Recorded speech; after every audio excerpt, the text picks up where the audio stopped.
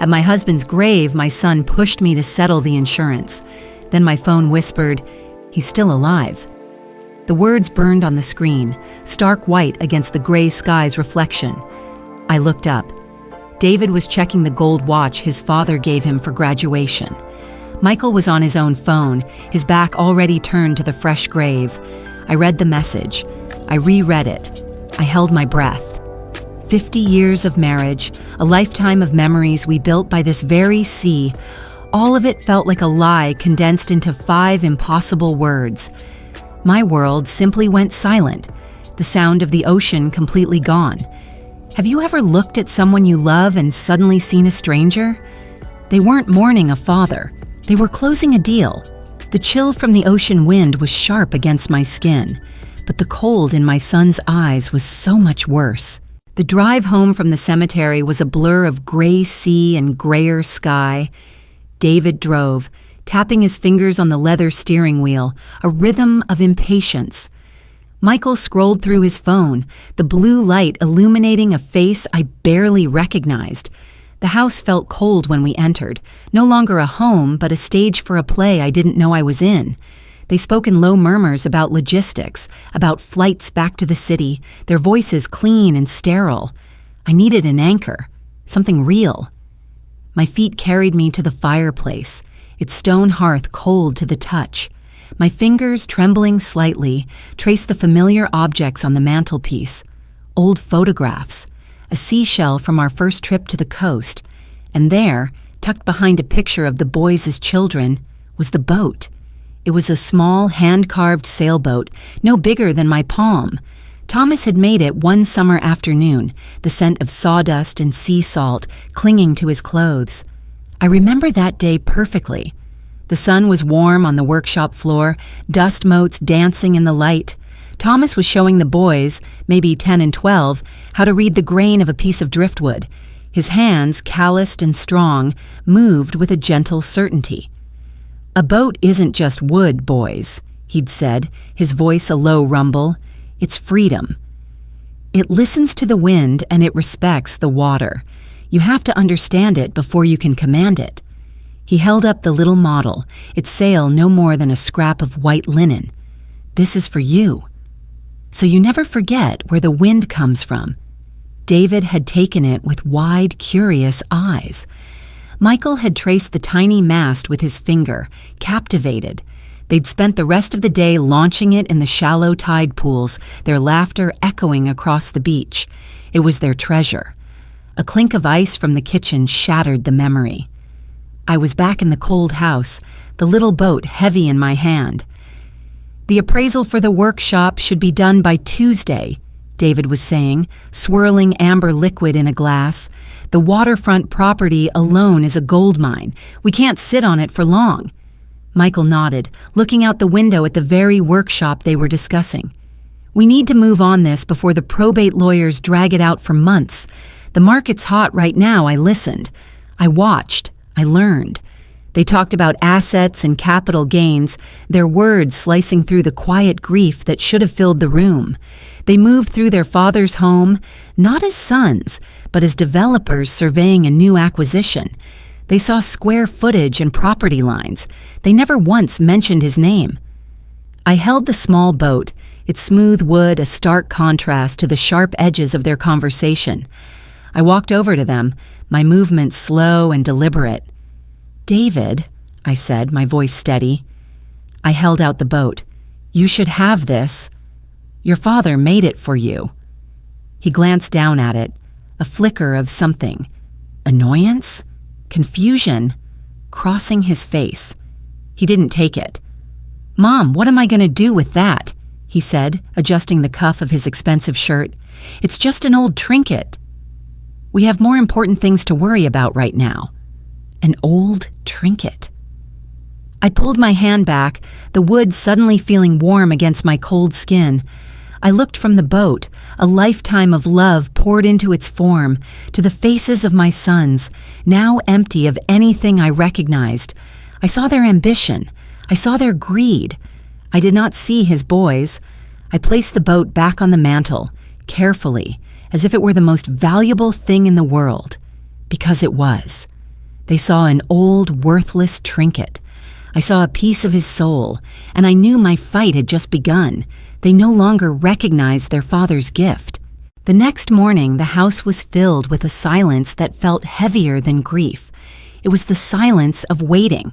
My sons were leaving, their city lives pulling them back, but not before one final piece of business. David laid a thick manila folder on the polished dining room table, its contents fanning out like a threat. Insurance policies, legal forms, the architecture of my husband's death, all in cold black ink. He cleared his throat. "Mom, we need to go over these. The sooner we file, the better. It's a straightforward process." He spoke as if he were explaining a software update, not the end of a life. Michael stood by the window, already in his coat, looking at his phone as if the tide charts were more interesting than his mother's shattered world. David uncapped a sleek black fountain pen. It was the kind of pen Thomas would have called pretentious. It made no sound on the table, but its presence was deafening. He slid a document in front of me, a dense wall of text I couldn't bring myself to read. "This is just the primary life insurance claim," he explained, his voice devoid of any warmth. "The payout is standard for his age and policy type. You just need to sign at the bottom, here and here." He began to tap the pen on the table. Tap, tap, tap. It was a small sound, almost lost in the cavernous quiet of the room, but to me, it was a drumbeat of greed, a countdown. Each tap was a shovel of dirt on my husband's memory, each tap a reminder that to them, their father's life had been reduced to a transaction, a problem to be settled.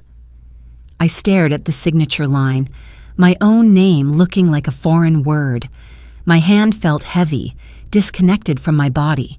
How could I sign away 50 years? How could I endorse this cold, efficient erasure of the man I loved?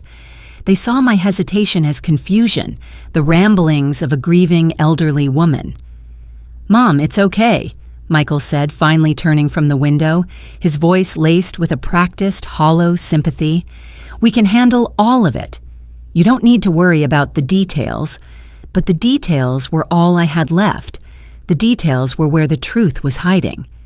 Just then, my phone, resting on the table beside my cold coffee, vibrated silently.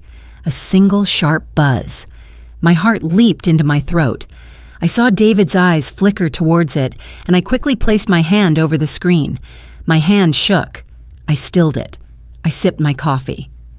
"I just need a moment," I said, my voice surprisingly calm. I stood up, pushing my chair back slowly. "I'll be right back." I walked to the small bathroom down the hall, my steps measured, even though all I wanted to do was run. I locked the door, leaning my back against the cool wood. I felt the cold sweat on my brow. With trembling fingers, I pulled out the phone. A new message from the unknown number. It was short, urgent. "They are focused on the insurance." They forgot about his workshop ledger, under the floorboard by the lathe. Go now, the ledger. The one Thomas meticulously updated by hand every single Sunday. The one he always said held the true story of his work, not the tax forms the accountants prepared. A jolt of electricity shot through me, clearing the fog of grief with a single clarifying purpose. I took a deep breath, washed my hands, looked at the old, tired woman in the mirror. She was gone. I walked back into the dining room. David was still tapping his pen, the rhythm faster now, impatient. He looked up, ready to push again, but before he could speak, I picked up the pen. I signed every document he put in front of me without reading a single word more. I signed my name over and over, my signature firm and clear. I signed to make them comfortable. I signed to make them careless. I signed to make them leave. A look of relief washed over their faces. They had gotten what they wanted. Their task was complete. They gave me quick, awkward hugs that felt like pushing a stranger aside in a crowded hallway. Within 10 minutes, their expensive rental car was pulling out of the driveway, kicking up gravel. I stood alone in the silent house, the neat stack of signed papers on the table. They thought they had closed a chapter. They had no idea I was just beginning to write mine. They talked about numbers. The message talked about the truth. The sound of their car faded, leaving behind a silence that was finally my own. I didn't wait. I didn't hesitate. I walked out the back door, the cold sea air hitting me like a slap, and crossed the damp grass to his workshop. The place smelled of him. It smelled of pine shavings, engine oil, and the faint, clean scent of the ocean. Light streamed through the dusty windows, illuminating the organized chaos of a life spent building, creating, fixing. His tools hung in their perfect places on the wall, silent and waiting. For a moment, I could almost see him there, bent over his workbench, a pencil tucked behind his ear. The grief was a physical weight, a pressure in my chest. But the message on my phone was a fire beneath it. I found the lathe, a hulking metal beast that had shaped countless hulls. The message had been specific, under the floorboard. My eyes scanned the weathered planks until I found it. A single board with a slightly different grain, a small notch near the edge. I fetched a crowbar from his tool wall, its cold steel heavy in my hands. I found the groove. I wedged the crowbar. I pulled. The wood groaned in protest, the sound echoing in the silent workshop. With a final splintering crack, the board came loose. Underneath, nestled in the dark, cool earth, was a small metal box. It was rusted at the edges, but the lock was solid. The key, Thomas had always told me, was for emergencies. It was on his keychain, which now sat in a sterile plastic bag on my kitchen counter, labeled evidence. The irony was a bitter taste in my mouth. I used the crowbar again, forcing the lock with a screech of metal. Inside, resting on a bed of yellowed receipts, was the ledger. It was bound in dark, worn leather, his name embossed in faded gold on the cover. Thomas's ledger. I ran my fingers over it, then opened it. His handwriting, a familiar, steady script, filled the pages. For the first half of the book, it was exactly what I expected. Entries for lumber, varnish, engine parts, payments from grateful customers. The story of an honest man's honest work. Then, about 6 months ago, the story changed. The entries became different. Large withdrawals, thousands of dollars at a time, with no corresponding purchase orders. Next to them, in the margins, were my sons' names. David. Michael, followed by question marks. Thomas had seen it. He had known something was wrong. They were bleeding him dry, and he was documenting it, trying to understand it. My blood ran cold. This was proof of their greed, but it wasn't proof of anything else. Tucked into a leather sleeve in the back of the ledger was a single sealed envelope.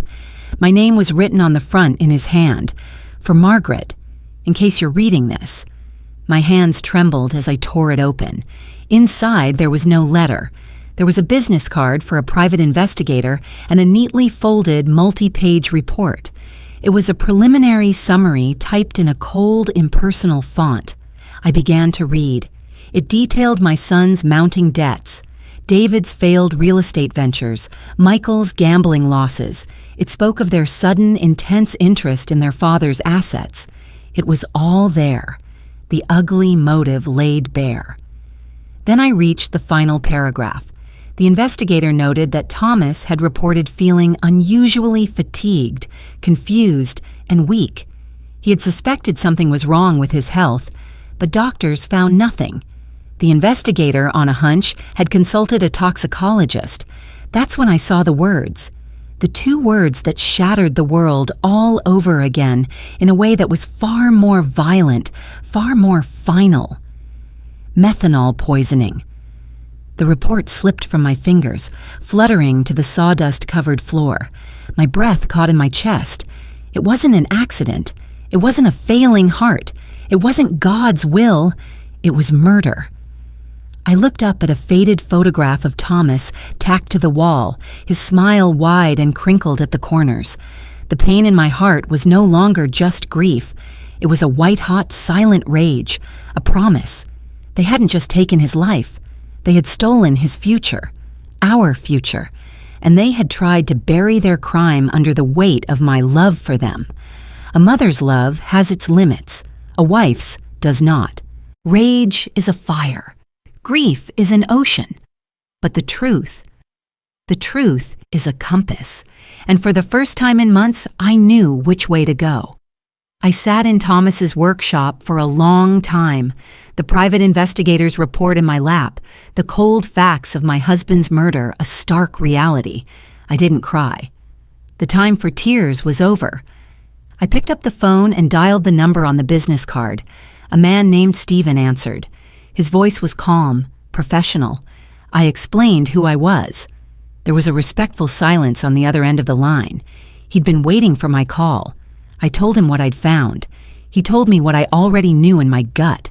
The ledger showed motive. The report showed means. But we were missing the final, crucial piece. A confession. A direct link from their mouths to their father's death. "They're smart, Margaret," he'd warned. "They've covered their tracks. You'd need them to admit it themselves." So I set the trap. I waited 2 days, letting the silence stretch and fester. Then I called David. I practiced my voice for an hour, making it frail, thin, laced with the confusion of an old woman lost in grief. I told him I'd been looking through Thomas's old papers, that I'd found a copy of the will, and that some of it just didn't make any sense to me. I sounded pathetic. I sounded helpless. It worked perfectly. Greed is a leash, and I had just given it a tug. He promised he and Michael would drive down the next day to help me sort it out. They arrived looking like vultures in cashmere sweaters, their faces a mask of strained concern. I had set the scene at the dining room table, the same table where I had signed their papers. This time, however, a small digital recorder, no bigger than a car key, was nestled between a stack of old mail on the sideboard. Stephen had shown me how to use it. One press. That's all it took. I shuffled the papers, my hand trembling just enough. "I'm sorry to bother you boys," I began, my voice a weak quaver. "It's just this part of your father's will. I don't understand it." I pushed the document across the table, my finger pointing to a specific clause. "This company, Maritime Holdings, LLC. Why would your father leave the workshop, his life's work, to a company I've never even heard of?" I watched them. David's eyes met Michael's for a fraction of a second. It was a look of pure, arrogant confidence. They saw a confused old woman. They had their story ready. "Oh, Mom," David said, his voice dripping with condescension. He reached across and patted my hand. "Don't you worry about that. Dad and I set that up a while ago. It's just an LLC, a legal structure to protect the assets. It minimizes tax liability. It was all done to make sure you were taken care of." Michael chimed in, leaning forward earnestly. "Exactly." Dad was worried about probate, about things getting tied up. This way, everything transitioned smoothly.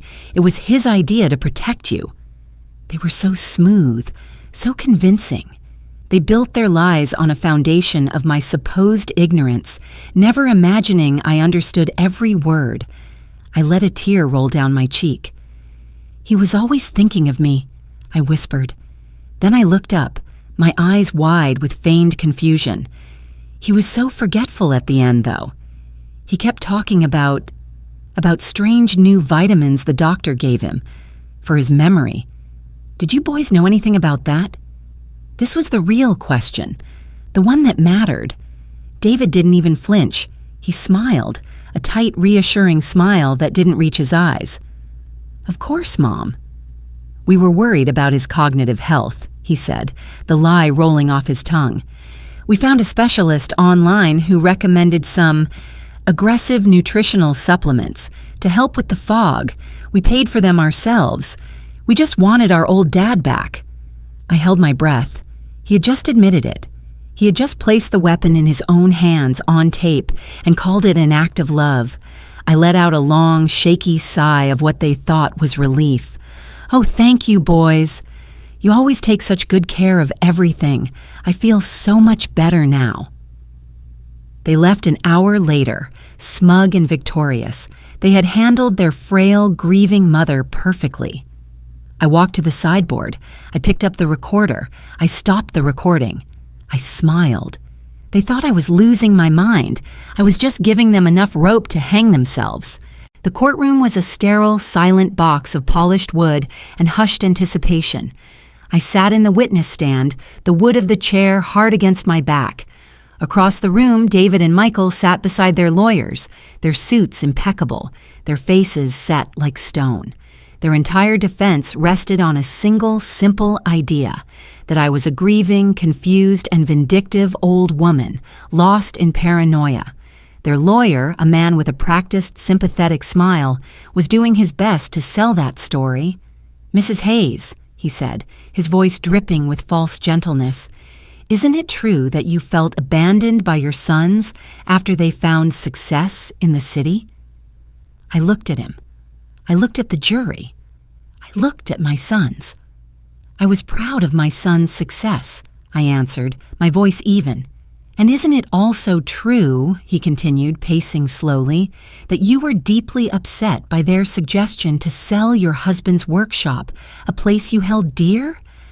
"My husband's legacy wasn't for sale," I said. It was the truth, just not the one he was looking for. He pressed on, trying to chip away at my credibility, question by question. He tried to twist my grief into delusion, my search for truth into a desperate cry for attention. With every question, I felt the jury's eyes on me, weighing my words, my composure. I simply answered. I stated facts. I waited. My sons watched me, confident, almost bored. They thought this was the final act of a sad family drama. They had no idea it was the beginning of their judgment. Then it was the prosecutor's turn. He began simply by playing the recording, the one I made at the dining room table. The courtroom was so quiet I could hear the hum of the overhead lights. David and Michael's confident voices filled the space, explaining away the shell company, the LLC, the lies they'd constructed so carefully. Then came my question about the vitamins. And then came David's smooth, chilling admission. "We found a specialist online who recommended some aggressive nutritional supplements to help with the fog. We paid for them ourselves. We just wanted our old dad back." A murmur went through the courtroom. I saw David's jaw tighten. Michael shifted in his seat. Their lawyer was on his feet instantly, dismissing it as proof of their loving concern. But the seed had been planted. Then the prosecutor walked to the evidence table and picked up a small, clear plastic bag. Inside was the little wooden boat. "Mrs. Hayes," he said, "can you identify this object?" "It's a model boat my husband Thomas carved for our sons when they were boys," I said. The prosecutor nodded, then turned his attention to the defendant's table. He looked directly at Michael. "Mr. Hayes, do you recognize this boat?" Michael looked at the object, a flash of annoyance in his eyes. He leaned into the microphone, his voice laced with the same casual contempt I'd heard in my own home. "I suppose so," he said with a sigh. "It's just an old trinket. A worthless piece of wood my father made a long time ago. A worthless piece of wood." The prosecutor let the words hang in the air. He then approached the bench. "Your Honor, I request permission to examine the object more closely." Permission was granted. The prosecutor took the boat out of the bag with gloved hands. He held it up for the jury to see. Then he produced a small, thin tool from his pocket. He inserted the tip into a nearly invisible seam along the boat's tiny keel. With a gentle twist, a small section of the wood popped open. It wasn't a solid block. It was a box, and inside there was a tiny, tightly folded piece of paper. The bailiff took the paper and handed it to the prosecutor. He unfolded it carefully, his face unreadable. "This is a note," he announced to the silent courtroom. "The handwriting has been verified as belonging to the deceased, Thomas Hayes. It is dated 2 days before his death." He paused, looking directly at David. Then he read, "David asked about methanol today. For pests in the workshop," he said. "I don't like his eyes." The room erupted. The judge hammered his gavel, his voice booming for order, but no one could hear him over the sound of my son's world collapsing. Michael let out a strangled sob, his head falling into his hands. David was frozen, his face a mask of pure, unadulterated shock, the color draining from it completely. He had been so careful, so clever. He had planned for everything. Everything except his father's last message, a final desperate warning hidden inside the very symbol of love he had so carelessly discarded. I looked at my sons. I felt the sharp, clean pain of justice. I stood for my husband. Their father gave them a legacy. They only saw a number.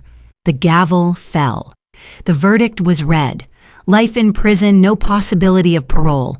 I watched as they led my sons away in handcuffs. I saw David's face, a hollow mask of disbelief. I saw Michael's broken and weeping. I expected to feel something. Triumph, perhaps, or the sharp final sting of loss. Instead, I felt a profound, unnerving quiet. The storm had passed, leaving behind a silent, empty shore. A year has gone by since that day. The seasons turned, the ocean continued its endless conversation with the coast, and the world kept moving. Today, the workshop no longer smells of engine oil and old grief.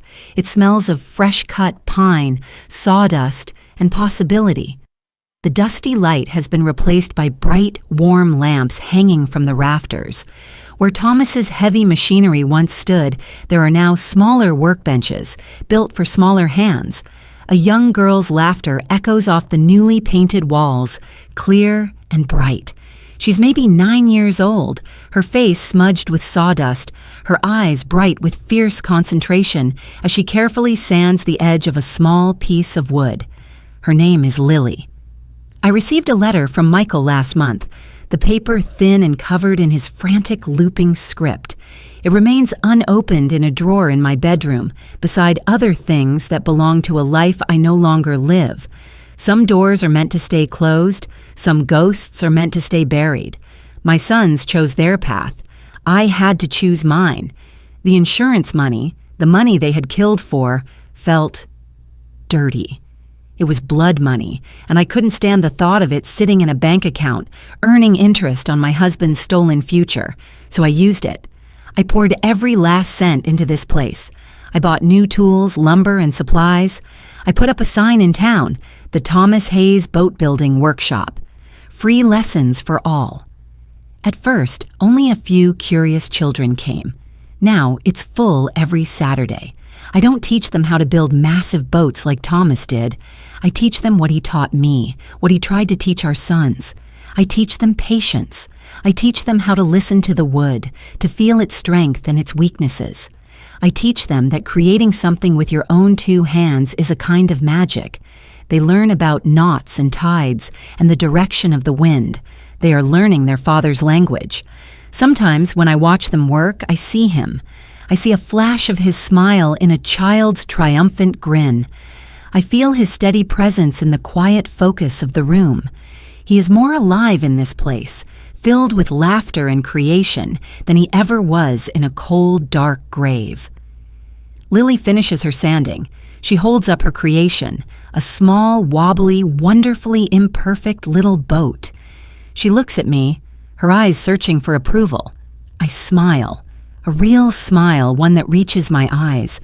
I walk to the small mantelpiece I installed on the far wall, a piece of the old house I brought here, and I pick up his boat, the original, the worthless trinket. I walk back to her and place it on the workbench beside her own. One is perfect, a master's work. The other is a child's first attempt. Both are beautiful. Every captain needs a compass, I tell her softly. I gently push his boat towards her. This was made by the best captain I ever knew. Now it's yours. Her eyes go wide. She picks it up with a reverence that my own sons had lost, her small fingers tracing the lines he had carved 50 years ago. In that moment, I wasn't just giving away a piece of wood. I was passing on a legacy.